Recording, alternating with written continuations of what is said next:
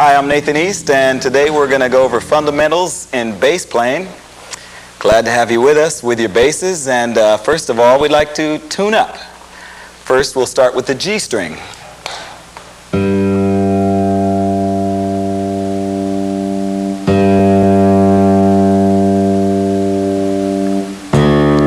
D string second.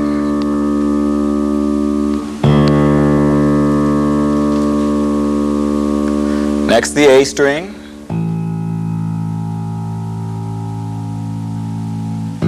Tuning, very important. And the E string.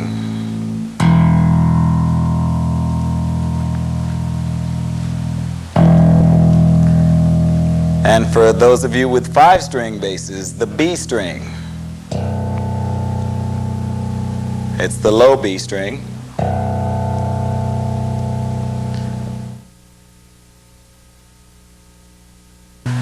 Okay, the bass guitar, my personal favorite instrument of all times. One of the best decisions I've ever made in my life was to learn how to play it, and as a result of that, I've been able to travel.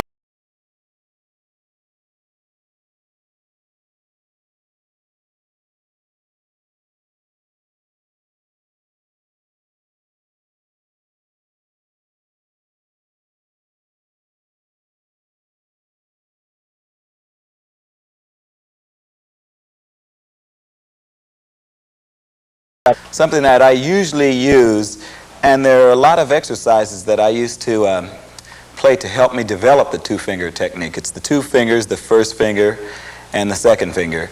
And to do trills that eventually can have speeds.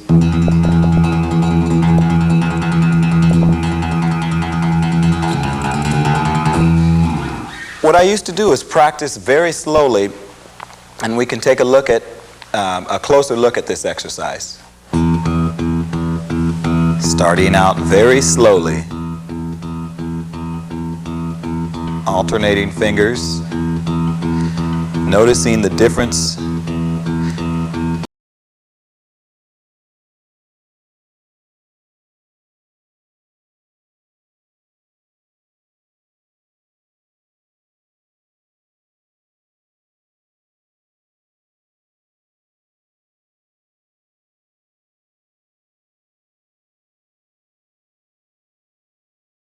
It's always a good idea to practice with a metronome. Get that solid click going, and eventually speed it up.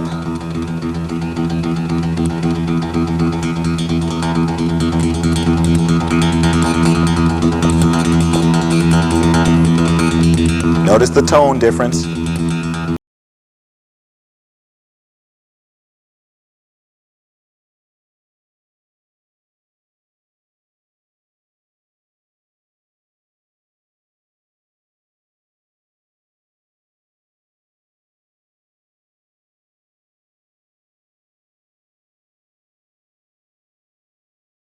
And fingers are very important in tone placement. Wherever you put your fingers, that's going to have a lot to do with the tone of the note. And this is a very important thing depending on what music you're playing. So for instance, if you want a fatter tone, you would play closer to the neck of the bass, and it would sound bigger.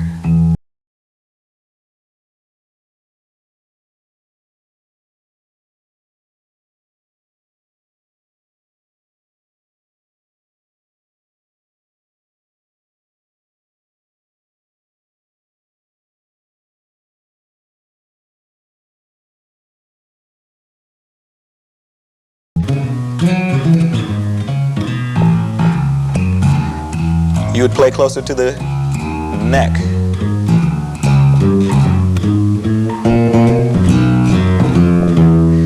And then if you were playing a more percussive kind of sound, you'd play closer to the bridge.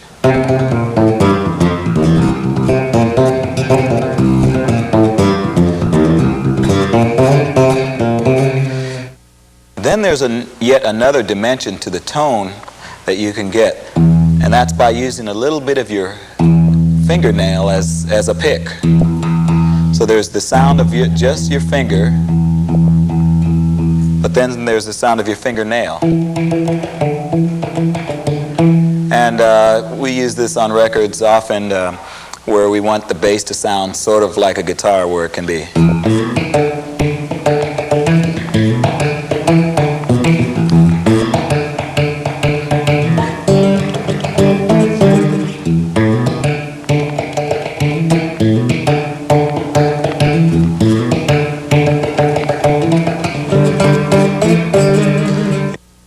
That gives you sort of a pick effect with your fingers.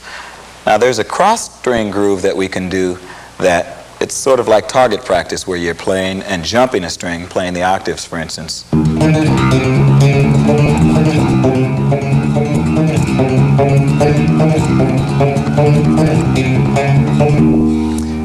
what that does is just helps your accuracy, and we can take a closer look at that. It's always good to start slowly and increase your speed.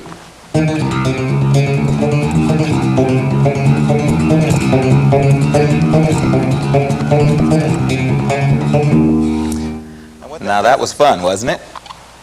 And another exercise that you can practice that would make use of that is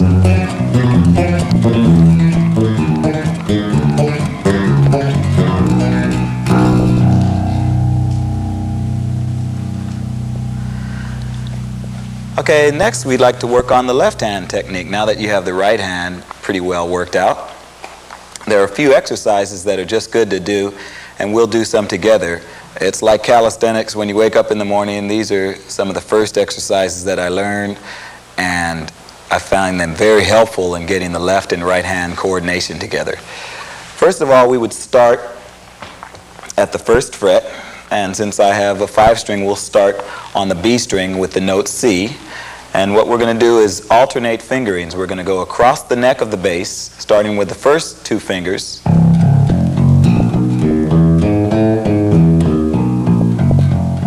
And then the first and third fingers.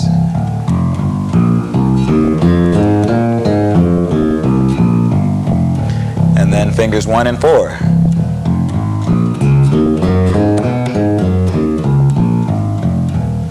Then we'll change to fingers 2 and 3.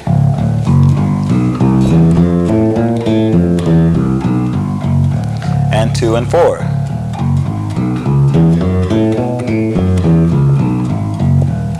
And then fingers 3 and 4, which are the most difficult, as you will find out. So the exercise sounds like this, and we should all do it together at first slowly and increase the speeds.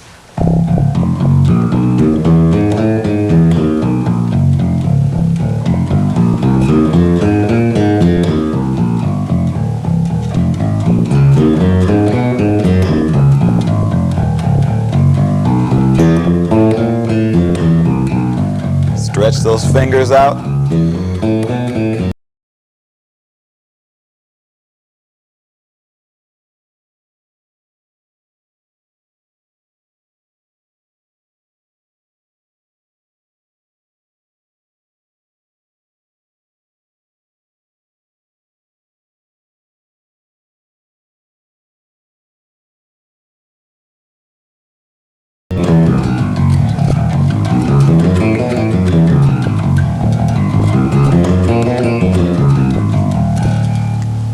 Those fingers 3 and 4 really start to get a workout after a while.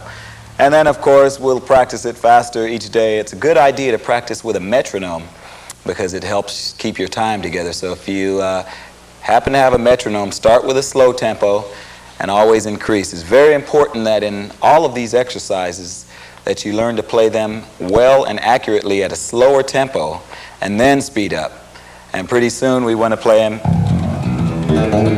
I can't even play it.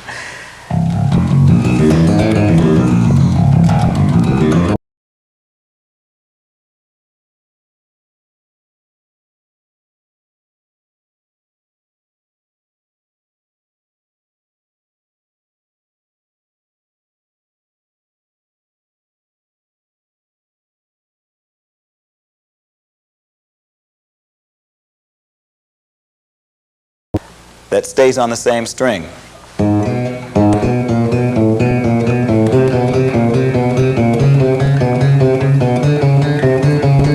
So as you can see, it starts and goes up the neck.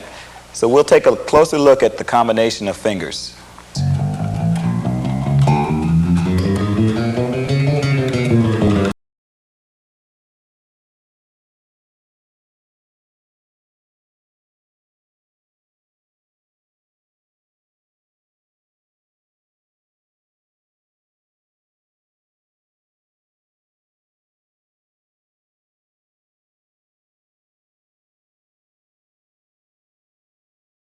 Arpeggio. And all an arpeggio is a chord. It's a single note of a chord. So if you had the C major chord, you would just do the single notes of the chords, which are. So in this example, we'll start on the C and do the C diminished.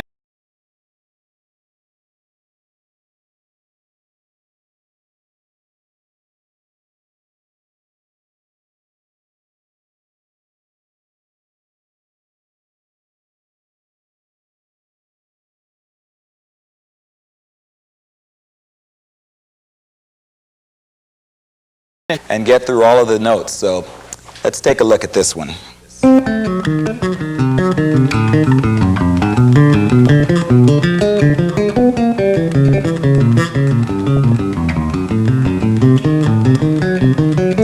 Okay, so you'll find that this is a fun exercise to play, and it's great to work up to speed. And it's always fun to practice with another bass player, for instance. And we used to get together and just play fun things like Popeye, for instance. And what we would do is one of us would play it at a tempo, and the other would try to play it faster, and then faster, and then faster, and see who could play it the fastest. But it's like this.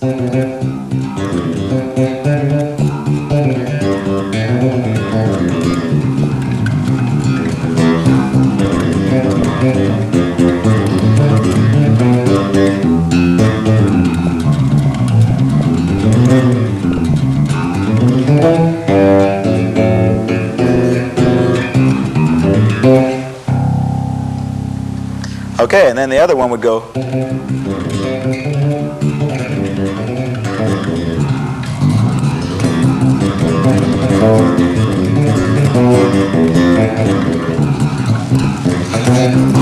And like that, so he couldn't get through it, but then the next one would go, and like that, and pretty soon you couldn't hear it anymore. But it's always fun to do, and all of these exercises should be fun for you to play, and we hope that you would practice every day for at least an hour and enjoy playing the bass.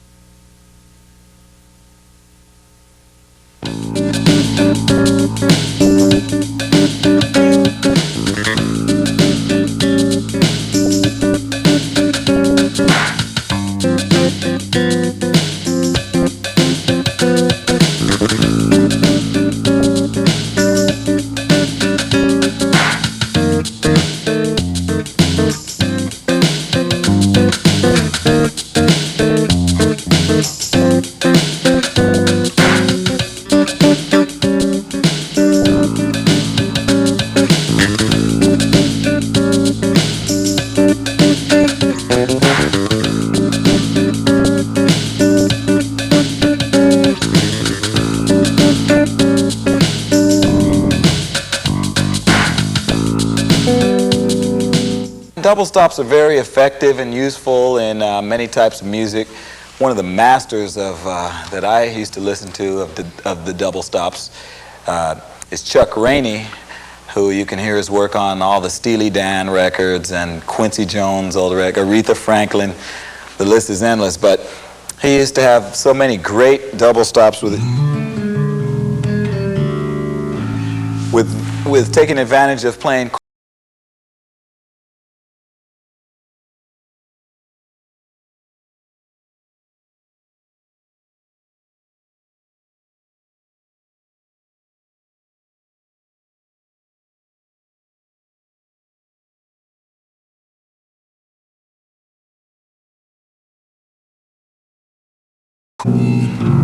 So you want to try to avoid playing chords down low, but of course up high it sounds good and it's effectively adding to the music. And many times in a ballad you'll want to use double stops. They come in handy. And the common intervals that are usually used on the bass, I find, are the third or the 10th. Now all the 10th is a third an octave higher.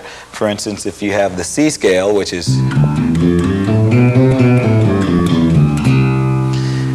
then you have the 10th of that scale.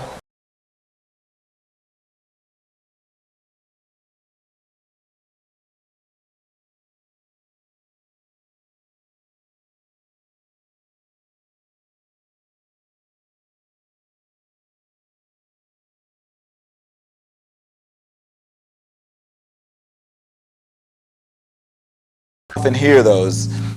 I usually use it on the open strings. So for instance, E and then A on the open D string and on the G string. And it's like a cycle of fourths.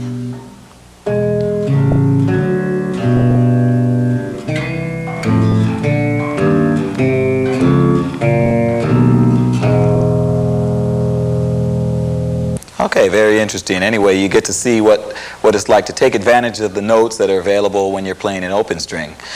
Now, those are the thirds. For instance, if you're in the key of A, and you have the 10th, the major 10th, we'd also like to take a look at the 7th, which would be, that's the minor 7th, and this is the major 7th. So you have the 7th and the 3rd, and this comes in handy in various styles. For instance, in a Brazilian style of playing, you would have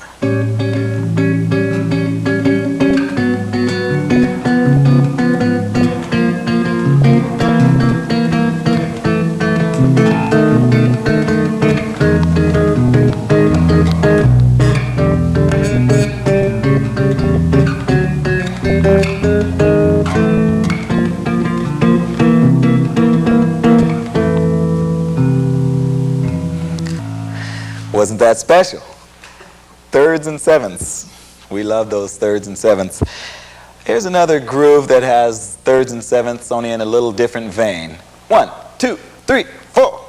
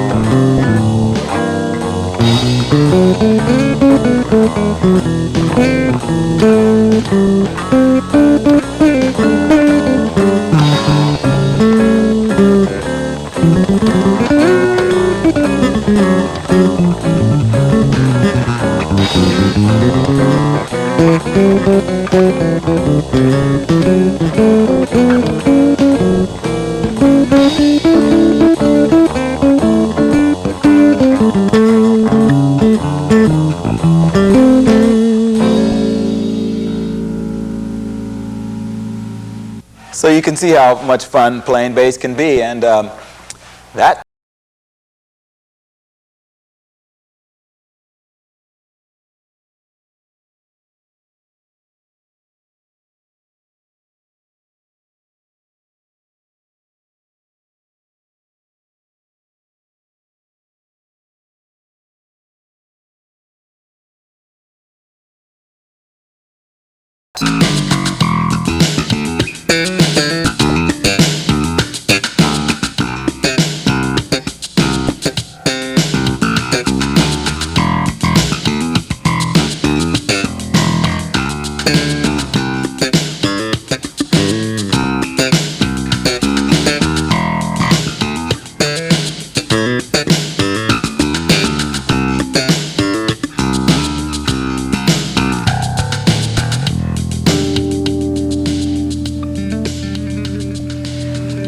Okay, on this lesson we'd like to speak about playing with the drums or playing with the rhythm section.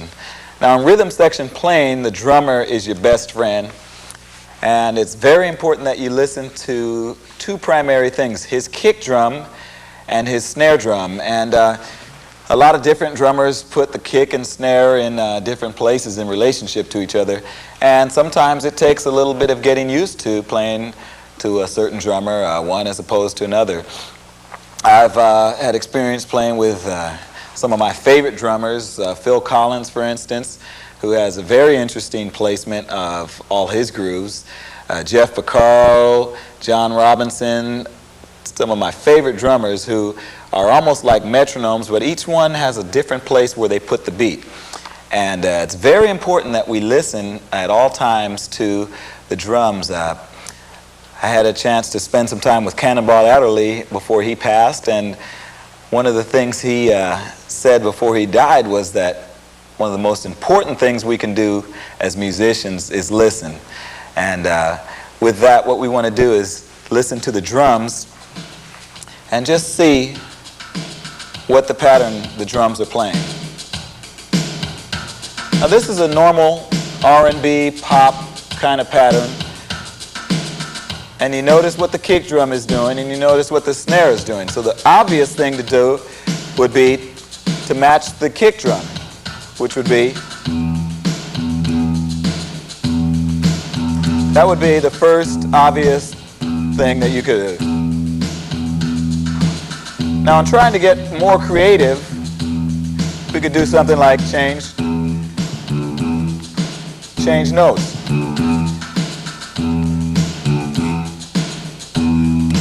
Now, note values have a lot to do with it as well. The short note, for instance,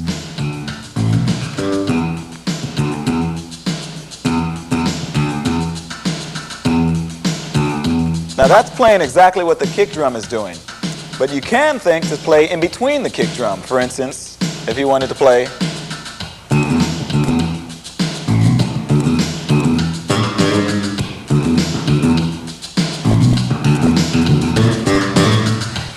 now that's one approach.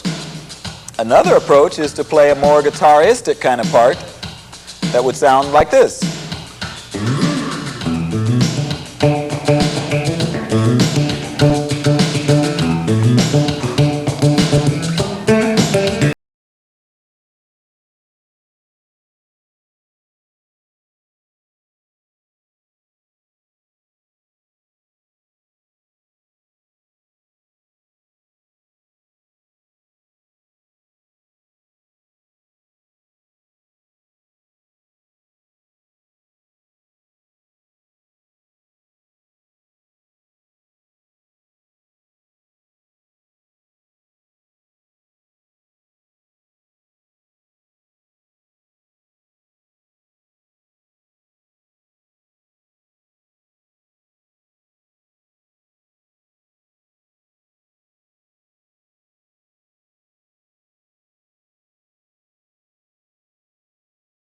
so he had to learn how to slap.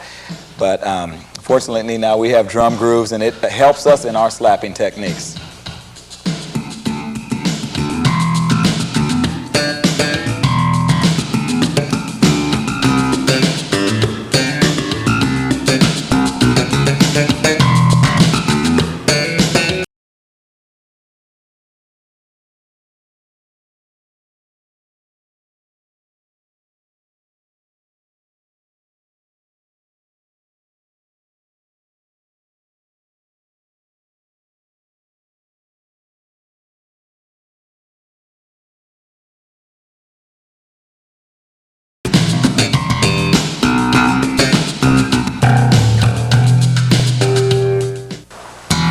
Slapping with the thumb,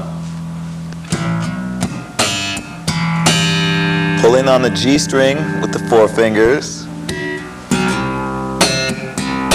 a little hammering on the left hand,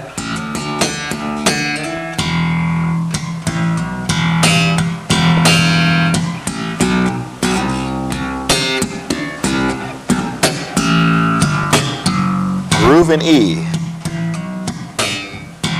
bass player's best friend. Slapping and pulling and hammering.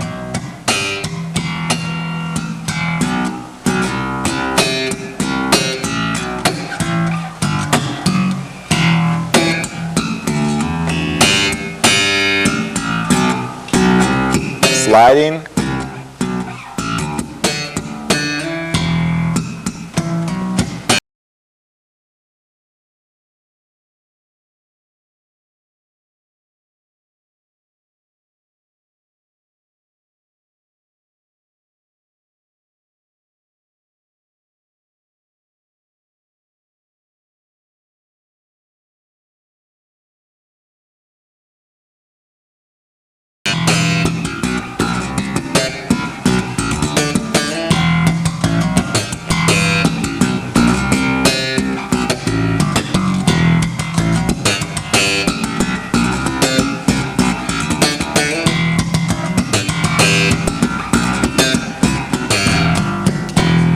Okay, so that's another way to approach.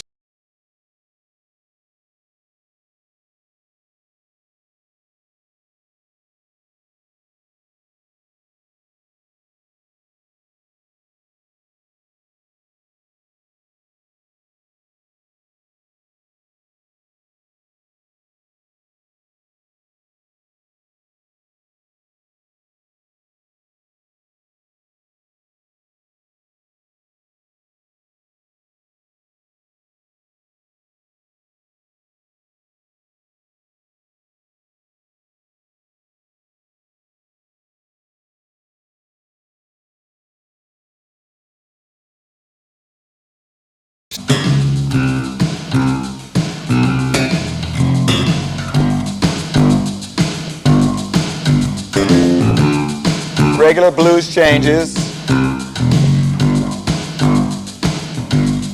We can just add a little more.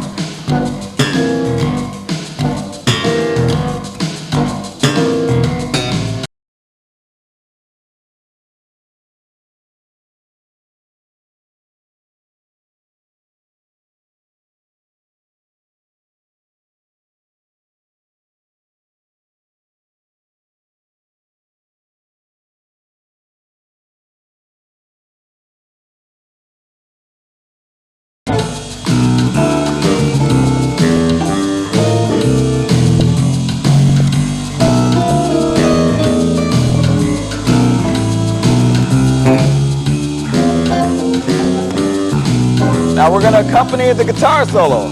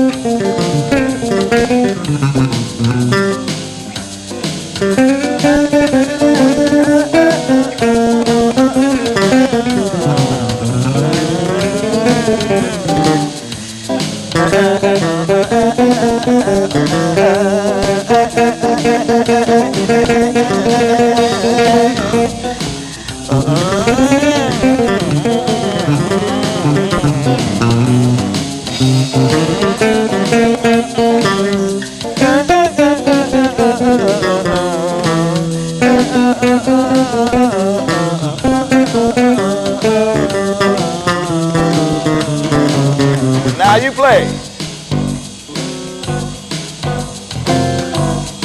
G7. Go ahead. That's it.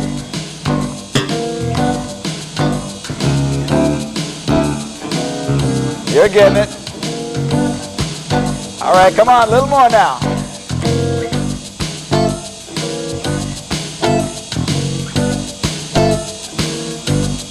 It's easy.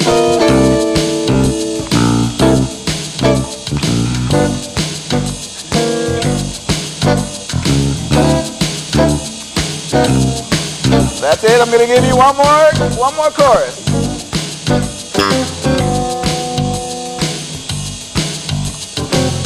Go ahead.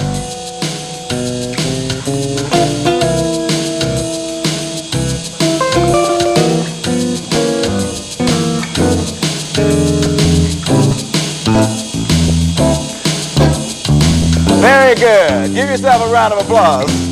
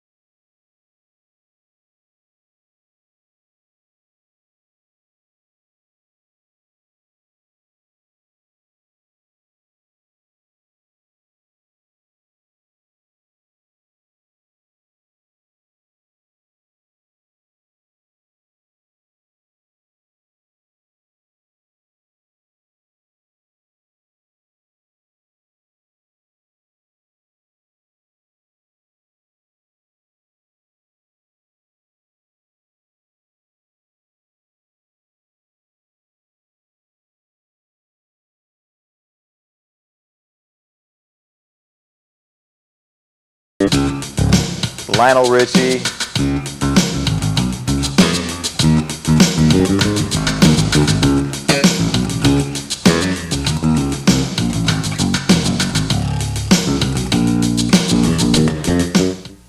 Here's your basic up-tempo rock groove.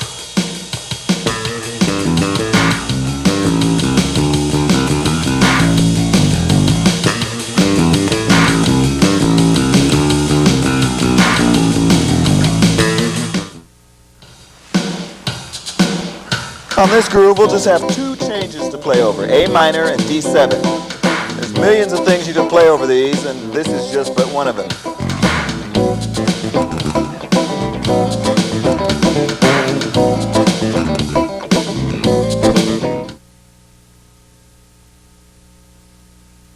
Okay, one of the first things you want to make sure is that your bass is in tune. So let's talk about different ways of tuning the bass. I have a 5-string bass, so my lowest note is a low B and not a low E. Still tuned in fourths, starting with G on the top, D, A, E, and low B. Now there are a few different ways to tune using your ear, which are valuable, and one is to play harmonics. That is, lightly rest your finger over for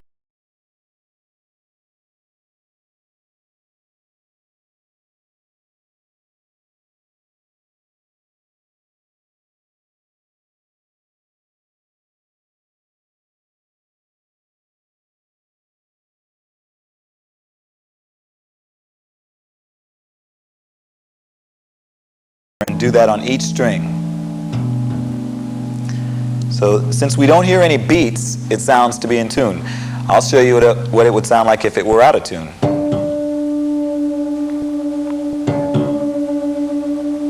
And you listen for the beats. So you would simply tune it until you don't hear any more beats.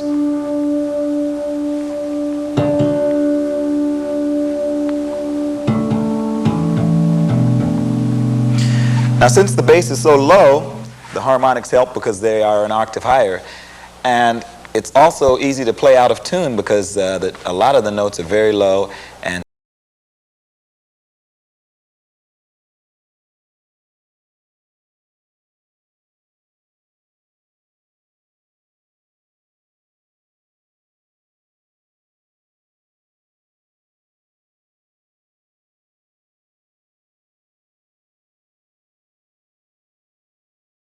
if your bass is in tune.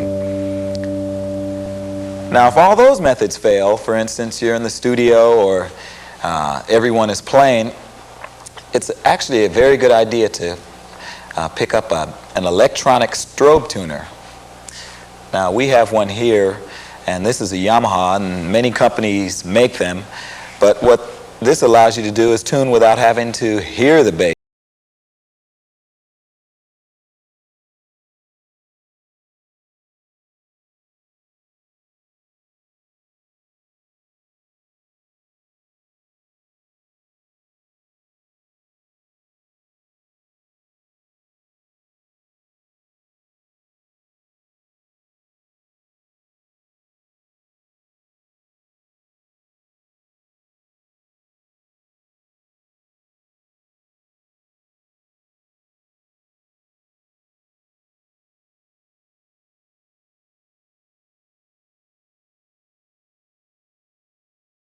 Out of the output of your amplifier or out of the output of your direct box so that it stays in line and you can glance over it from time to time and make sure your notes are in tune.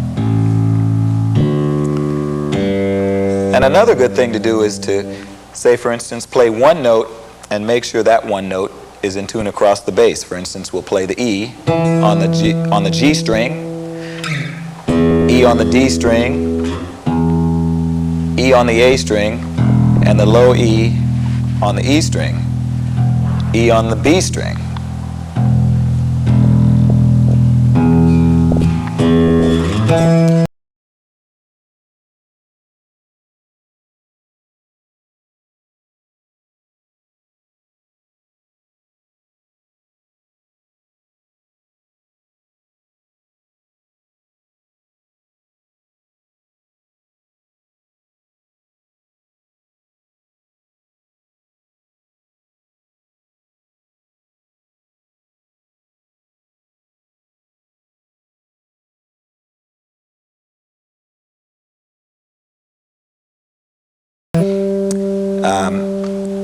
One of the tricks that we usually use to intonate it is just rest it on your lap and get a Phillips screwdriver or whatever the screwdriver you need for your bridge would be.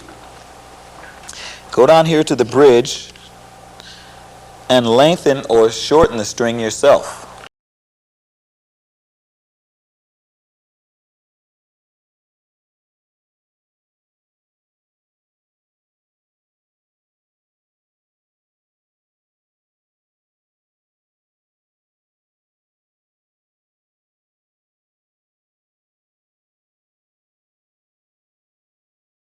Tune the note to G.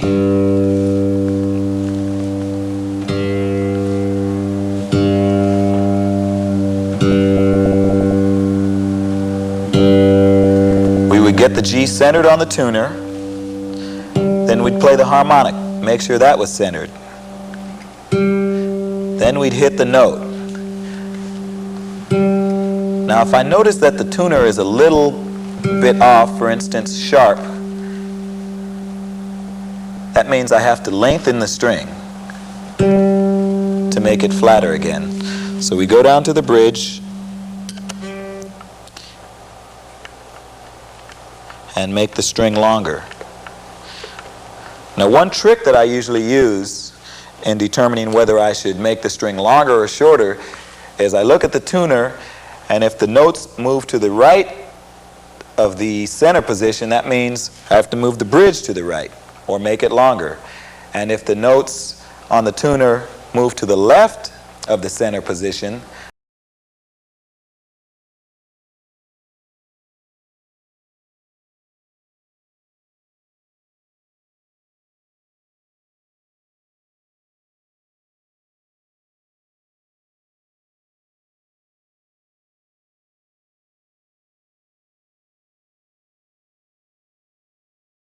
the actual note, and the two sound in tune with each other.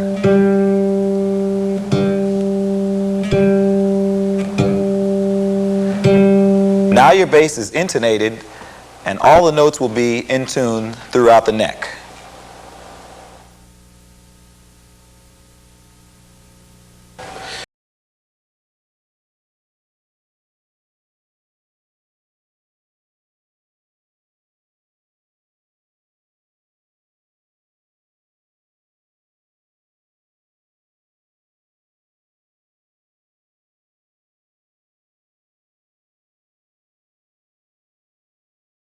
Five on the one you're playing. There's How come five a at the five-string moment. bass? Well, I think it's evolved to five at the in this day and age. Give you that extra edge and get that. You have a low B below Low B. B, yeah. So instead of tuning down all the time, I can play with the same type of tuning and have the low B. Now, do you play upright bass too? I do play upright bass as well. I studied that in college and high school, and played in symphony orchestras. Oh, so you do a lot of bowing technique and that too? Yes, I have. Not lately, though. No? Well, how did you get into actually playing electric bass? Did you play in bands, or what started it all off? I think the first electric bass I ever picked up was in church. Oh. And my brothers and I used to have a group that played for folk masses in the Catholic Church in San Diego. And they played guitar, and I was kind of tagging along, and I saw a bass there and picked it up and fell in love with it immediately. Wow, that's great. How did you get into top 40 bands after that, or commercial bands? Yeah, from there I went on to play in school bands and the stage band, jazz ensemble, and then the garage bands. Well, speaking of jazz ensemble, did you get into reading music?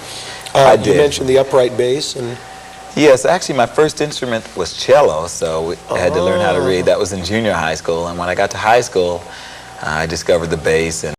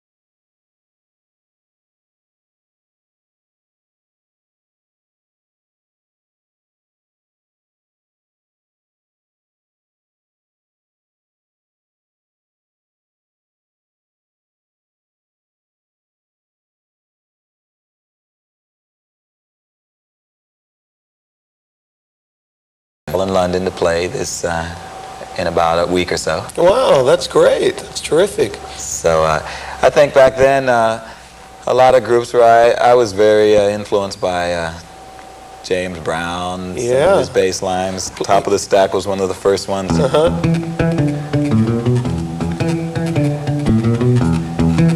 Yeah. And a lot of the Motown grooves. What kind of things? Yeah.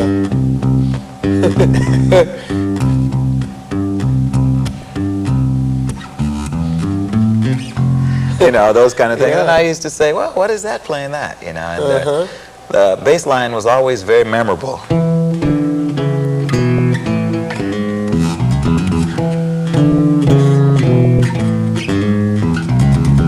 know, and the list goes on and on. So Yeah.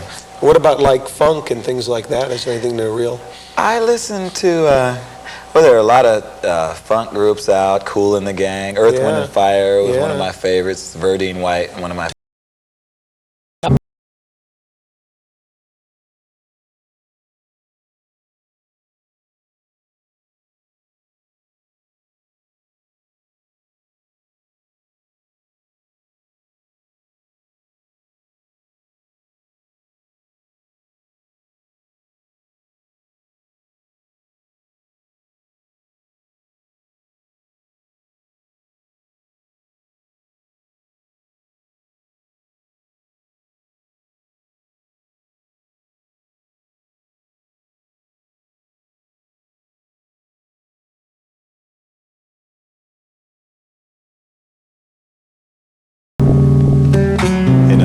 used to play great things on all the Steely Dan records, Aretha Franklin. Yeah. You know, all the double stops, and Yeah. he was the king of those kind of licks. I remember one of the first bass lines I ever learned was a song called Reverend Lee by Roberta Flack. Oh, yeah.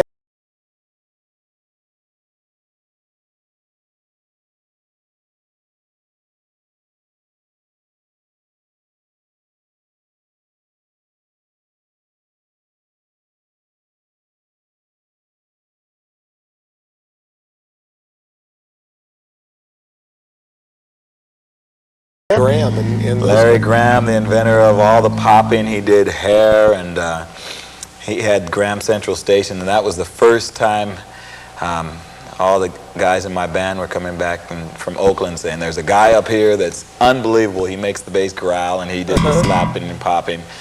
And So you incorporate a lot of that in your playing with them? And yeah, a lot of, you know, just whatever. Everybody has a lick that they do well. And,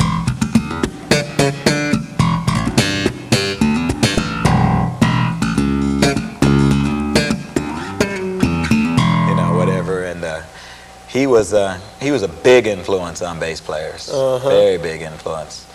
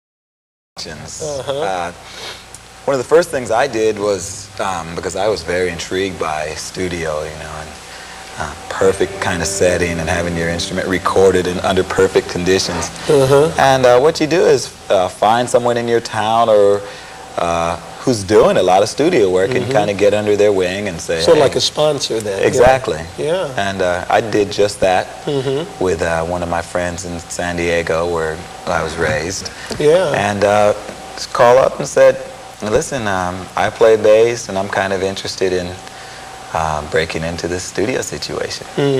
And so you go and watch a couple times, see how they do it. It's a pretty valuable experience. You've got a pretty extensive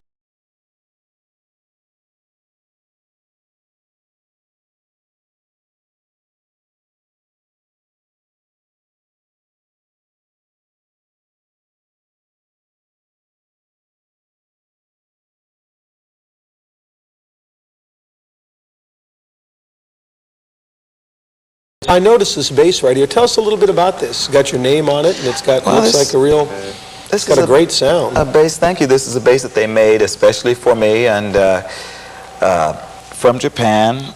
And it's, you know, a special 5-string active bass with a, I think, a very comfortable string spacing, very nice sound. And they provide me with all of my strings, basses, Wow. amplification, and tuners, just about anything Yeah, that I need. anything in the world, yeah. So it really helps to you know, belong to a company that is so powerful. Well, they've got such a big reputation. Their instruments are so high quality. I mean, they They can take are. a lot of abuse, especially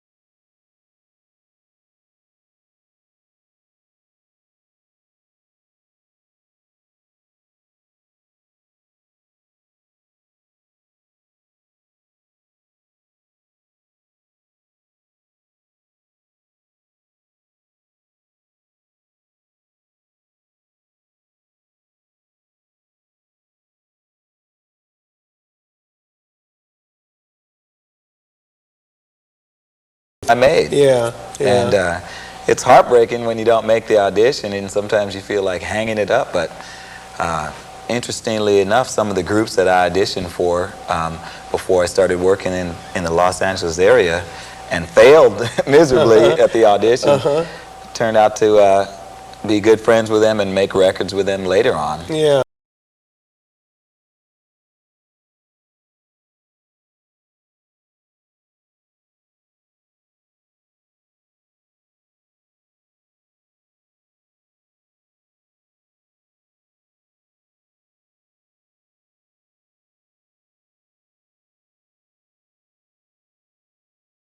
Most of the more successful people that I've worked with have been really great guys to work with. And for instance, working with Al Jarreau, I would play certain things that weren't on the record, and he really loved that, you know. Yeah, and he liked something different, whereas other artists, they wanted exactly like the record.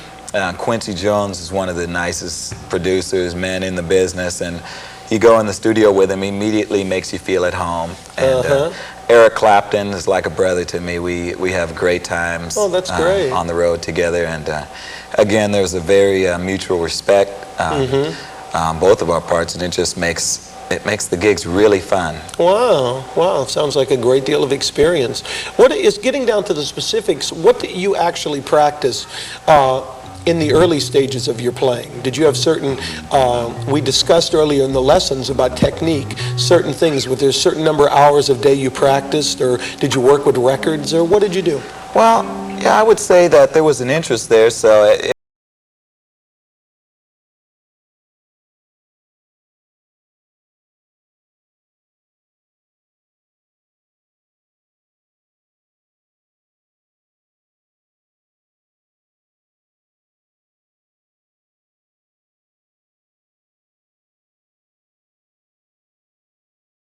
put the needle back, scratch it, put it back, scratch it. But then I do it even at a slower speed so that I could learn what they were playing. And of course had to learn a lot of tunes for top 40 bands. Yeah. Well, it seems like, what about your daily practice routine, as far as you had certain technical exercises of practicing with a metronome, or did you do some sight reading too, or how did you prepare yourself? Well, I was fortunate enough to be involved in a lot of school bands, stage band, and actually even marching band, and things that forced me to play and read every day. So it was a built-in kind of practice schedule, because there was music that I had to take home and learn. And then at the same time involved in high school bands, garage bands, playing Santana songs and top 40. So it was a combination of reading during the day and then going home and practicing with the radio and records. Well, where do you see yourself a year from now?